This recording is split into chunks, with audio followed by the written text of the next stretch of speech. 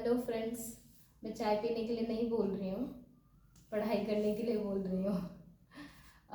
मैं बहुत टाइम बाद वापस अपने पढ़ाने के वीडियोस पे वर्क कर रही हूँ। It's been a long time, करीब करीब शायद 2-2.5 साल हो चुका है, but it's never too late जब भी हम स्टार्ट करें। तो आज अपना टॉपिक है exchange rate and forex business. आज जैसे 31 मई है, कई लोगों को पता होगा आज CIB की भरने की लास्ट डेट है एंड शायद 26 जून से इसके पेपर्स चालू हो जाएंगे। तो I am taking the topic of the BFM, business financial management. काफ़ी लोग कई बार अटेम्प्ट्स देते हैं इस सब्जेक्ट का, लेकिन नहीं क्लियर हो पाते। ऐसा कुछ हार्ड एंड फास्ट नहीं है इसमें, क्योंकि CA में तो ये वाला टॉपिक जो है वो बहुत ही कॉम्प्रहेंसिव है, बट CIB में जस्ट आप ये समझ लो it's a brief overview only. तो जो कैलकुलेशंस वाले पार्ट पोर्शंस है उसमें ही ज़्यादातर स्टूडेंट्स को दिक्कत आती है। तो मैं ये वीडियो इसलिए बना रही हूँ ताकि थोड़ी बहुत हेल्प हो सके। अगर आप लोगों को डिटेल्ड वीडियो भी चाहिए इन terms of each and every sections की, भाई अपन और एग्जाम्पल से एलैबोरेटिव अपन एक एक चीज़ समझे, तो प्लीज़ DM करें, तो मैं उसका एक अलग से वीडियो बनाऊंगी ताकि अपन हर एक क्वेश्चन के साथ में टॉपिक्स क्लियर हो जाए। आज अपन जस्ट एक ओवरव्यू वाला स्टार्ट कर रहे हैं। नो डाउट इसमें भी क्वेश्चंस रहेंगे ताकि आपको समझने में इजी रहे। ठीक है ना। The topic is exchange rate and forex business. Exchange rate and forex business में सबसे पहले हम ये समझें कि फॉरेक्स बिजनेस क्या है और एक्सचेंज रेट क्या है। फॉरेक्स बिजनेस आप ये समझ लीजिए एक नेटवर्क ऑफ कम्युनिकेशन मीडिया है, जिसमें सारी कंट्रीज़ के करेंसीज आप एक्सचेंज करते हैं। अब क्यों करते हैं भाई, सब चीज़ें हमें इंडिया में नहीं मिलती।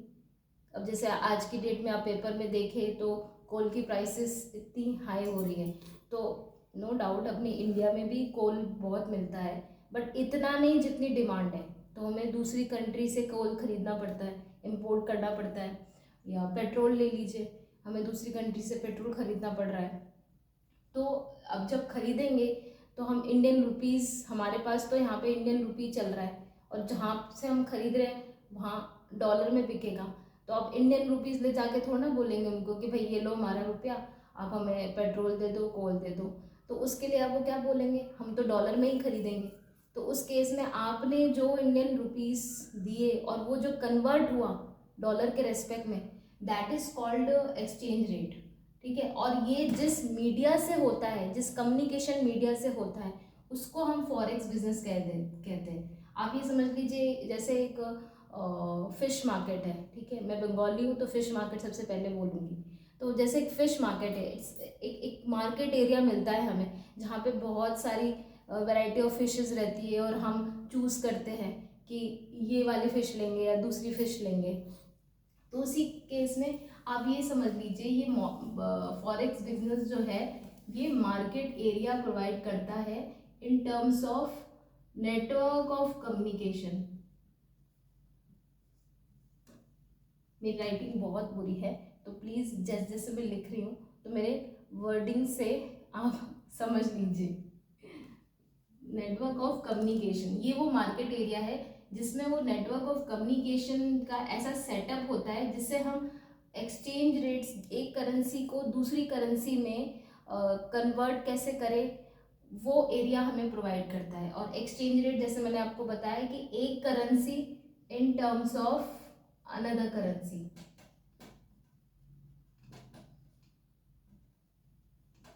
Another currency. ठीक है, जब ये दोनों चीज़ें मिल जाती है तो हम ये इसको बोलते हैं फॉरेक्स बिजनेस। फॉरेक्स बिजनेस बोलते हैं इसको, कि एक करेंसी को आप दूसरी करेंसी में कैसे डिनोट करें, कैसे उसको कन्वर्ट करें। ये ही मेन मार्केट बिजनेस का, फॉरेक्स बिजनेस का मेन ऑब्जेक्टिव है।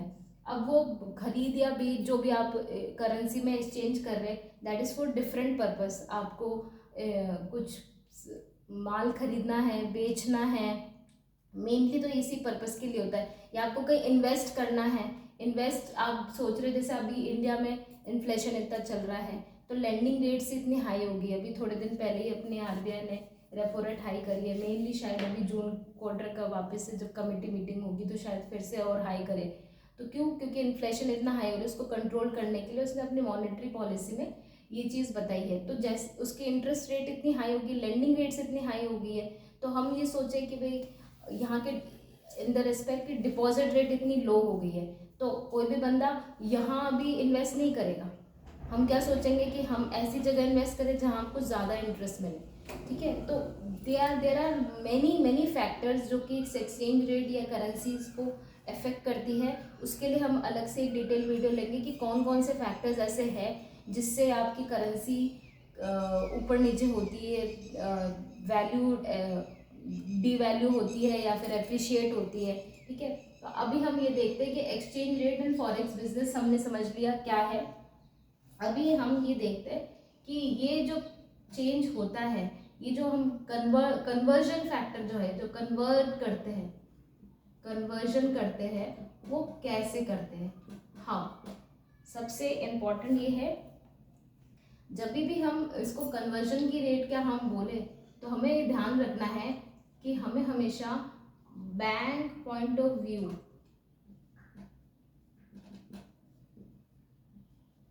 में टॉप करना है। क्यों? क्योंकि बैंक एक ऐसा मीडिएटर फैक्टर रहता है जो कि हमें करेंसी को कन्वर्ट करके देता है। तो हमें दिमाग में ये रखना है, जब हमारे पास दो रेट होंगी, क्वेश्चन आपके आएंगे कि आप इसमें से रेट बताइए कि कौन सी कितने पे खरीदे, कितने पे बेचे, या कौन सी रेट आपको कोट करनी है कस्टमर को। प्रैक्टिकल क्वेश्चंस ऐसे आते हैं। तो उस केस में आप जब डिसाइड करें दो रेट्स में से, तो जब आप डिसाइड करेंगे तो आपके माइंड में ये रहना चाहिए कि आप जो सोच रहे हैं अपने आप को बैंक के पॉइंट ऑफ व्यू से सोच रहे हैं। ये सोचिए कि आप बैंक हैं, आपके पास कस्टमर आया है, अब आप उस कस्टमर को क्या रेट देंगे इन टर्म्स ऑफ बैंक, ठीक है। तभी आपका क्वेश्चन जल्दी, इजी और क्विक वे में सॉल्व हो जाएगा, ठीक है। अब इसमें भी आपकी टू रेट्स होती है, एक बाइंग रेट, इसको बिड रेट भी बोलते हैं, एक आपकी सेलिंग रेट, इसको आप आस्क प्राइस भी बोलते हैं। इन दोनों का जो डिफरेंस होता है उसको स्प्रेड बोलते हैं, ठीक है। अब जितनी ज़्यादा इसमें डिफरेंस रहेगा उतना ही स्प्रेड हाई रहेगा, ये ध्यान में रखिएगा। इससे आपकी आर्बिट्रेज अपॉर्चुनिटीज़ बहुत ज़्यादा होती है, मतलब आप प्रॉफिट या लॉस बहुत ज़्यादा कमा सकते हैं। तो उसके हम अलग से क्वेश्चंस करेंगे तो हमको समझ में आएगा। नहीं, अब ये आपको ये रेट समझने के लिए एक बार हो सके तो इसको उतार लीजिएगा, वैसे इसमें कुछ उतारने जैसा है नहीं, तो अपन आगे बढ़ते हैं।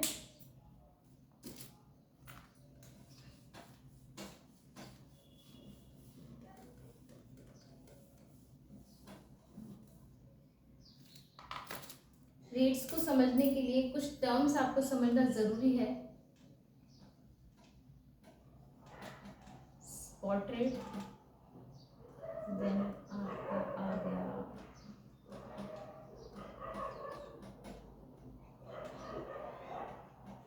फॉरवर्ड रेट, एक आता है आपका टॉम एंड जेरी वाला, नहीं दूसरा है, एंड देन एक आता है आपका कैश ट्रांजैक्शन।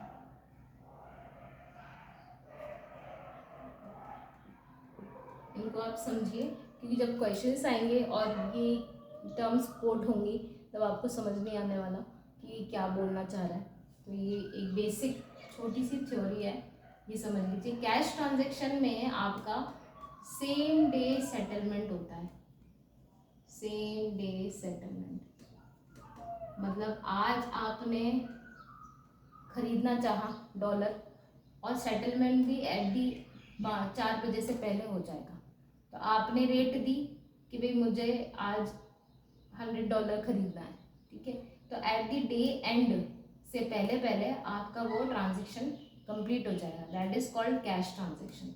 स्पॉट रेट में भी आपको सेम डे डिलीवरी नहीं होती है, इसमें होता है डे आफ्टर टुमारो। अब जैसे आज ट्यूसडे है, ठीक है, तो इसकी डिलीवरी होगी थर्सडे। मान लीजिए थर्सडे आपका हॉलीडे हो गया तो फ्राइडे को होगी, तो जो भी नेक्स्ट वर्किंग डे होगा दोनों कंट्री के बीच में, तो उस केस में दैट नेक्स्ट वर्किंग डे पे आपकी ये सेटलमेंट होगा। ये सेटलमेंट की बात कर रहे हैं, ठीक है। देन आपका एक टर्म भी रेट होता है जो ये बोलता है कि आपका सेटलमेंट नेक्स्ट डे हो जाएगा।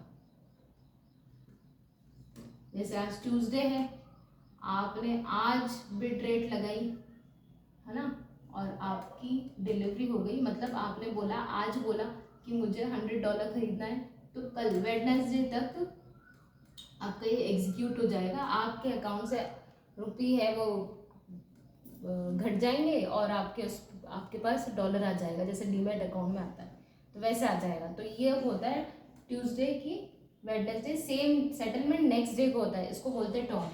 एक होता है फॉरवर्ड रेट। फॉरवर्ड रेट काफ़ी लोगों को पता होगा। इसमें क्या होता है कि रेट ना आज फिक्स हो जाती है, rate fix today, fix today. ये क्यों करते हैं कि भाई आपको मान लीजिए खरीदना है, आपको आशंका हो रही है, आपने बहुत स्टडी की है मार्केट के बारे में, इन्फ्लेशन के बारे में, इंटरेस्ट रेट फैक्टर्स के बारे में, जो भी एक्सटर्नल फैक्टर्स है उसके बारे में आपने स्टडी किया, और आपको लगता है कि 1 महीने बाद इसकी रेट डाउन होगी, तो ऑब्वियस सी बात है हम कम रेट पे खरीदेंगे, तभी तो हमें ज़्यादा मुनाफा होगा जब हम सेल करेंगे। तो हम क्या करते हैं, फॉरेन एक्सचेंज बिजनेस में रेट आज फिक्स कर देते हैं कि भाई 1 महीने बाद से, for example 1 month forward rate हमने आज फिक्स कर दी, ठीक है, कि बोल दिया हमने कि हमने फिक्स कर दी, अभी क्या रेट चल रही, 72 रेट चल रही है फॉर एग्जांपल, आपने फिक्स कर दी कि मेरे को 1 महीने बाद 70 पे मिलेगा, ठीक है। तो अब स्पॉट जब 1 महीने बाद आपकी रेट कुछ भी हो, आपको इसी पे ही ट्रांजैक्शन करना पड़ेगा, इसी पे ही ट्रांजैक्शन करना पड़ेगा। तो अब मान लीजिए ना उस दिन आपकी रेट 69 होती है, तो जो ₹1 का लॉस है वो भी आपका है, आप क्योंकि आपको तो 70 पे ही खरीदना पड़ेगा, भले ही 69 की स्पॉट रेट है, आपने तो रेट फिक्स कर दी। और हो सकता है उस दिन ना आपकी रेट 75 हो, तो आपको 70 पे आप खरीदेंगे तो ₹5 का प्रॉफिट हो जाएगा।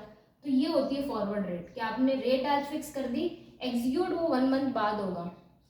अब स्पॉट रेट उसमें कुछ भी होता रहे, लेकिन उस दिन की रेट कुछ भी होती रहे, तो जो भी डिफरेंस होएगा वो मतलब कि आपके फिक्स हो जाएगी, तो इसको बोलते हैं फॉरवर्ड रेट।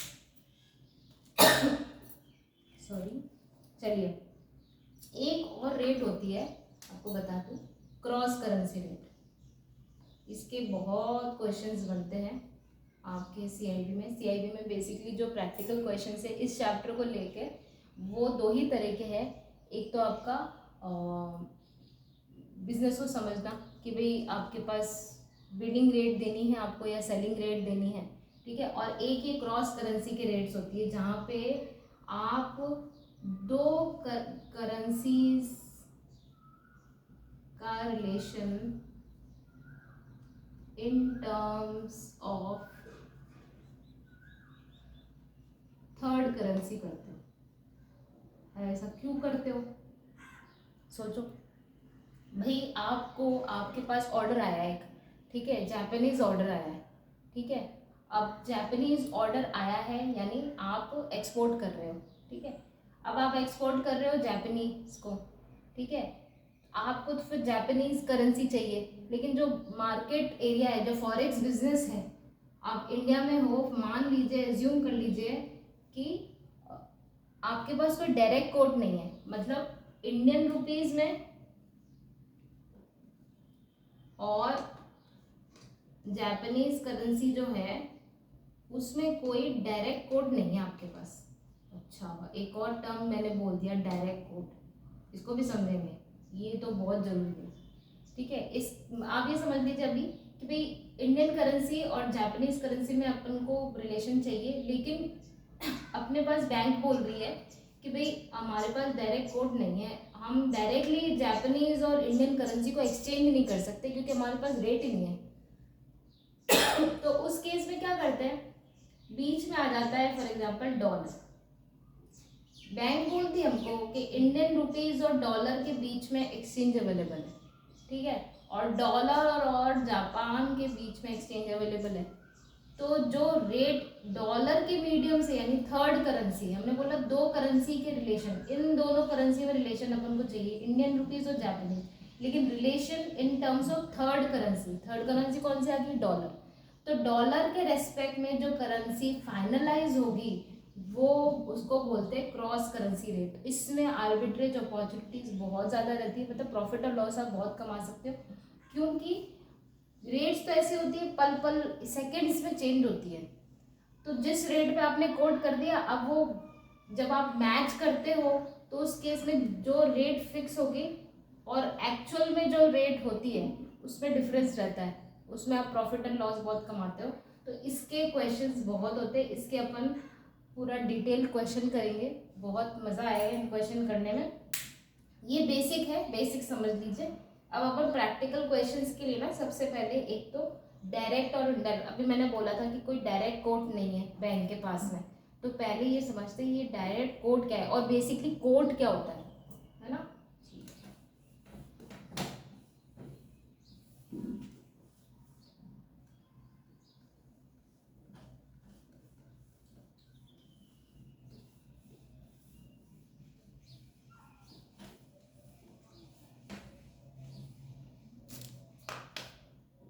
जान लीजिए,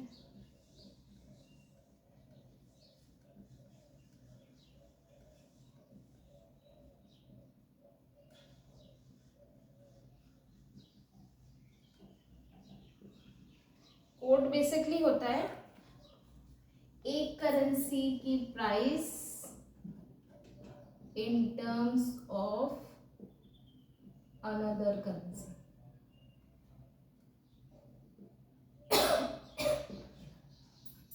फॉर एग्जाम्पल आज बोल लीजिए जैसे AUSD is equals to 72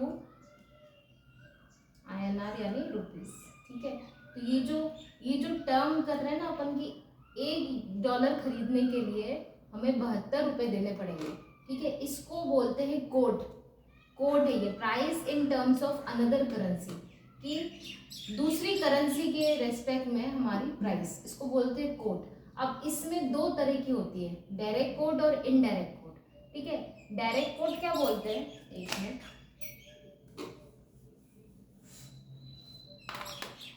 direct code में आपकी होम करेंसी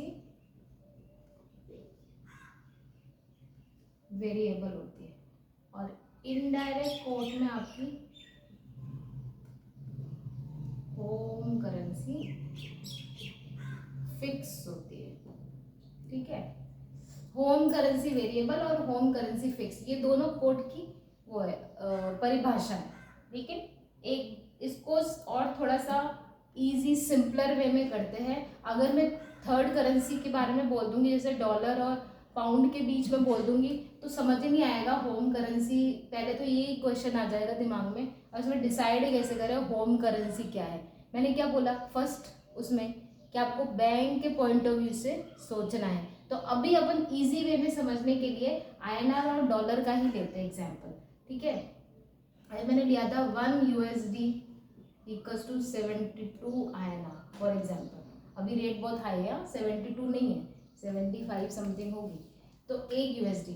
ठीक है, हमने क्या बोला, होम करेंसी, हमारी होम करेंसी क्या है, रुपीस, क्योंकि हमें भारतवासी है। इस टर्म में समझेंगे तो जल्दी समझ में आएगा। फिर ये टर्म में प्रैक्टिस हो जाएगी तो फिर अपन दूसरे टर्म से बात करेंगे, यूएसडी और पाउंड के बारे में बात करेंगे, यूएसडी और जीबीपी के बारे में बात करेंगे, उसमें फिर समझेंगे अपन डायरेक्ट और इनडायरेक्ट कोड क्या होता है। तो यूएसडी और 72 INR, अब इसमें क्या है, होम करेंसी हमारा वेरिएबल है और आपका फॉरेन करेंसी 1 यूनिट में है। आप इसको दूसरी तरह से भी समझ सकते हैं कि होम करेंसी वेरिएबल और फॉरेन करेंसी 1 यूनिट में है। फॉरेन करेंसी 1 यूनिट में, और इसमें क्या होता है, होम करेंसी फिक्स है और फॉरेन करेंसी वेरिएबल में। ठीक है, अब इसमें देखिए, एक हिंदी में अगर मैं बोलूं तो $1 खरीदने के लिए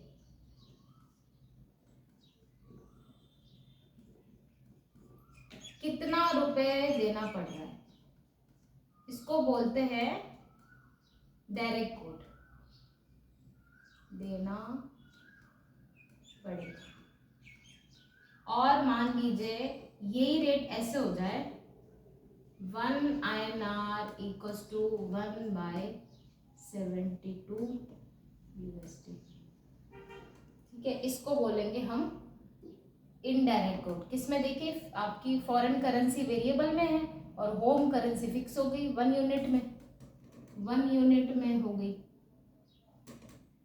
है ना। और यहाँ पे फॉरेन करेंसी 1 यूनिट में थी, फॉरेन करेंसी 1 यूनिट में थी, तो इसका क्या बोलेंगे अपन, हमारा ₹1 कितने USD के बराबर है। ठीक है, तो ये देख लीजिए आपका होम करेंसी और फिक्स करेंसी। अब जब आपको ये समझ में आ जाएगा कि आप जब डिसाइड कर लेंगे कोई क्वेश्चन देख के कि ये डायरेक्ट कोड है या इनडायरेक्ट कोड है, तो दोनों के रूल अलग अलग लगते हैं। अब देखिए सबसे इम्पोर्टेंट क्या है, रूल। अब ये चीज़ अभी आप सबके थोड़ा थोड़ा समझ में आ रही थी, थोड़ी थोड़ी नहीं, लेकिन जब अपन एक क्वेश्चन करेंगे ना तो ये सब चीज़ें समझ में आ जाएगी, एकदम एकदम से ऐसे दिमाग की बत्ती जल जाएगी। कैसे, रूल देखिए, जब आपका डायरेक्ट कोड होता है तो नियम ये है, बाय लो सेल हाई।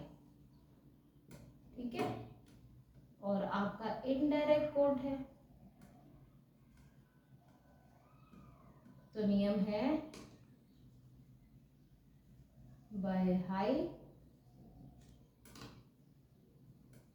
सेल लो। ये हमेशा ध्यान रखिए। तो पहले जैसे ही आपका कोई क्वेश्चन आए ना कि ये कोड दे रखा है, अब इसमें आप डिसाइड करिए कि आप कस्टमर को क्या रेट कोट करेंगे, है ना। हमेशा ध्यान रखना है, पहली चीज़ बैंक के पॉइंट ऑफ व्यू से सोचना है। दूसरी चीज़ अपन को डिटरमाइन करनी है कि डायरेक्ट कोड है कि इनडायरेक्ट कोड है। तो जैसे डायरेक्ट कोड आया, हमने डिसाइड कर लिया कि डायरेक्ट कोड है, कि आपकी होम करेंसी वेरिएबल में है, फॉरेन करेंसी 1 यूनिट में, ऐसा कोड है, तो आपको क्या रेट डिसाइड करनी है, बाय लो सेल हाई। तो बाइंग और बिडिंग रेट, ऑब्वियस सी बात है। मतलब आप ये समझ लीजिए याद रखने के लिए कि डायरेक्ट कोड है तो हमारा नेचुरल जो हमारा डिमांड सप्लाई का खेल है, कि भाई नेचुरल हम क्या बोलते हैं कि हम कम पे खरीदते हैं और ज़्यादा पे बेचते हैं, प्रॉफिट तो तभी होगा। तो उस केस में आपको बोल, जैसे ही इनडायरेक्ट कोड आ जाता है, आप जो आपका नेचुरल वो है उसको रिवर्स कर दीजिए दिमाग में, कि नॉर्मली क्या होता है, हम कम पे खरीदते हैं और ज़्यादा पे बेचते हैं। जैसे इनडायरेक्ट कोड आ गया तो हमें ज़्यादा पे खरीदना है और कम पे बेचना है। ठीक है, अब ये चीज़ जो है आपके एक क्वेश्चन करेंगे अपन तो समझ में आ जाएगी। ठीक है, ये आपकी BFM की बुक है। ठीक है, ये मैं बता देती हूँ कौन सी एडिशन वाली है, एकदम न्यू है, मैंने न्यू एडिशन भी खरीदी है, ताकि अगर कोई अपडेशन है, इस बार इसमें 2 चैप्टर इंक्रीज करे गए हैं, तो ये अपडेशन है। It is published in first publish का लिखा हुआ है इसमें, हाँ दिस इज सेकेंड एडिशन है, 2021 का है, रीप्रिंटिंग का। ठीक है, इसका हम पहला एग्जाम्पल करते हैं तो उससे अपन को थोड़ा ज़्यादा समझ में, ये जो चीज़ है ना ये आपको तो ज़्यादा समझ में आएगी। ठीक है, मैं आपके इसमें ले लेती हूँ फर्स्ट एग्जाम्पल।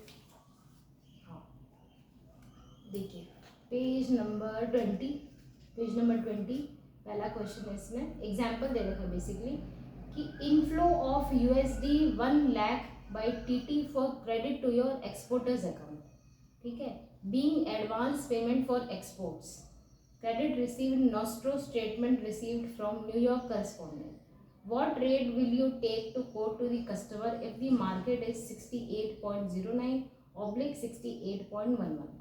क्या क्वेश्चन बोल रहा है, पहले तो हम क्वेश्चन को समझें क्या चाह रहा है ये। पहली बात ये मैंने क्या बोला था, हमेशा बैंक पॉइंट ऑफ व्यू आपको देखना है। ठीक है, क्वेश्चन बोल रहा है कि आपका कस्टमर आया है, एक्सपोर्टर है वो, उसको 1 लाख US डॉलर मिलने वाला है। ठीक है, 1 लाख US डॉलर मिलने वाला है, हमको किस हिसाब से सोचना है, बैंक। ठीक है, हम बैंक है, तो हमारे पास कस्टमर आया, बोलता है कि हमें 1 लाख US डॉलर भाई मेरे आने वाले अकाउंट में, मेरे को US डॉलर जब डिपॉजिट होंगे ना, तो मैं तो इंडियन हूँ, तो मुझे US डॉलर नहीं चाहिए, मुझे तो रुपए चाहिए, तो आप मेरे को कन्वर्ट करके दो। तो बैंक क्या कर रहा है, हमें पहले ये समझना है कि एज अ बैंक हम USD को परचेज कर रहे हैं कि सेल कर रहे हैं। ठीक है, हम क्या करेंगे, इस 1 लाख US डॉलर जो उसके अकाउंट में डायरेक्टली न्यूयॉर्क से आने वाले हैं, उसको बैंक क्या करेगी, बाय करेगी। ठीक है, बाय करेगी। तो हमें क्या डिसाइड करना है, बाइंग रेट कौन सी है। रेट क्वेश्चन में क्या दे रखी है, 1 USD इक्वल्स टू 68.09। ठीक है, ऑब्लिक 68.11 ये रेट दे रखी है, ये INR में। ठीक है, अब हमें क्या डिसाइड करना है, सबसे पहले हमने क्या क्वेश्चन किया, 1 लाख USD डॉलर आने वाले हैं। ठीक है, उसके अकाउंट में डायरेक्ट जमा होने वाले हैं, उसको हमको कन्वर्ट करके देना है। तो हम क्या कर रहे हैं, 1 लाख US डॉलर खरीद रहे हैं, एज अ बैंकर हम खरीद रहे हैं और उसको बेच रहे हैं। ठीक है, अब यानी बैंकर के लिए एज अ बैंक हमें सोचना है, तो हमें कौन सी बाइंग रेट लेनी है। अब बाइंग रेट डिसाइड करने के लिए पहले हमें रूल लगाएंगे हम कि बाय लो सेल हाई, लेकिन उससे पहले हमें क्या देखना है, डायरेक्ट कोट है कि नहीं है। अब ये देखिए आपकी डायरेक्ट कोट है कि इनडायरेक्ट कोट है। क्या बोला था मैंने, होम करेंसी वेरिएबल और foreign currency 1 unit, foreign currency 1 unit में है और होम करेंसी आपकी वेरिएबल है। तो इसमें आपका रूल क्या लगेगा, बाय लो सेल हाई, बाय लो और सेल हाई, तो ये आपकी बाइंग रेट होगी।